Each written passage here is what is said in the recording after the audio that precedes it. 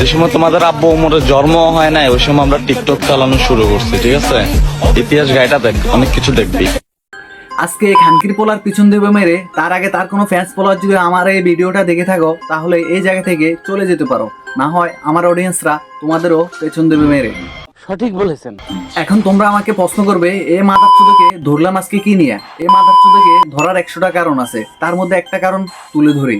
এই খানকির পোলারে দেখলাম 20-21 সালে টিকটক করতে, 22-23 সালে হঠাৎ করে দুবাই চলে গেছে। এখানে থাইকা অস্ট্রেলিয়ান গাবি বিয়া কইরা আবলামি সাবলামি ভিডিও বানায়া নিজেকে দাবি করতো টিকটকার। হুট করে 24 সালে নিজেকে দাবি করে কন্টেন্ট ক্রিয়েটর। আরে হাওয়ার পোলা, যেখানে আসিলি সেখানে থাকতি, হুট করে ইউটিউব ফেসবুকের মধ্যে আসলি কেন? তোর এই টিকটক প্রতিবন্ধীগিরির মধ্যে তো তোকে অনেক ভালো মানাইতো। চলেন এর কিছু কন্টেন্ট ভিডিও দেখে আসি। আপনি 20 বছর ধরে পড়ালেখা করে কি করছেন? আপনি 20 বছর ধরে পড়ালেখা করে কিছুই করতে পারেন নাই। আমি 20 বছর পড়ালেখা করে এরকম একটা গাবিকে বিয়ে করছি, আর বিয়ে করার পরে এই গাবির দুধ বাজারে বিক্রি করে এখন আমি চলি। ওয়েট, কি জানি কইতেছিলাম ভাই? বলার অনেক কথা আছে, তার মধ্যে একটা কথা না বললে না। তোমরা শতকরা 90% লোক আমার ভিডিও দেখো কিন্তু চ্যানেলটা সাবস্ক্রাইব করো না। তো এখনই যারা যারা আমার ভিডিওটা দেখতেছো চ্যানেলটা সাবস্ক্রাইব করে একটা লাইক দিয়ে কমেন্টে বলে যাও। আল্লাহ হাফেজ। চলো আজকে তোমাদেরকে দেখাবো অপু কিভাবে তার গাভীর দুধ বিক্রি কইরা অ্যাবাউট ফেসে। Robi Chowdhury brother, big respect, thank you so much brother. আপনি প্রমাণ করে দিচ্ছেন যে অসম্ভবকেও সম্ভব করা যায়, আর মানুষের দ্বারা সবকিছু সম্ভব। এটা একমাত্র আপনি প্রমাণ করে আমাকে দেখাইছেন ভাইয়া। আমি নিজে প্রমাণ পাইছি যে মানুষের দ্বারা সবকিছু সম্ভব, আর সেই সম্ভবটা আপনি করে দেখাইছেন।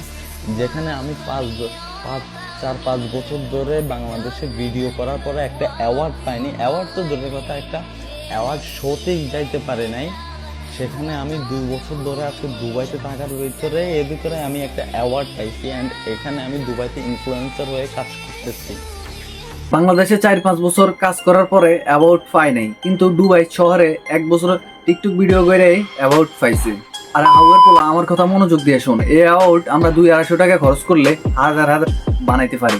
আর আমার কথা মনোযোগ দিয়ে শোন, এই অ্যাওয়ার্ডটা একটা কাজ কর, এটা তোর গাভীর পিছন দিয়া ঢুকাইয়া দে। চুপচাপ আছি বলে ভাবছেন আমি হেরে গেছি? না না, আসলে আমি আইটেম বোমা রেডি করতেছি। আচ্ছা, আইটেম তো আজকে আমরা দেখবো উভয়ে কিরকম আইটেম বোমা তৈরি করছে।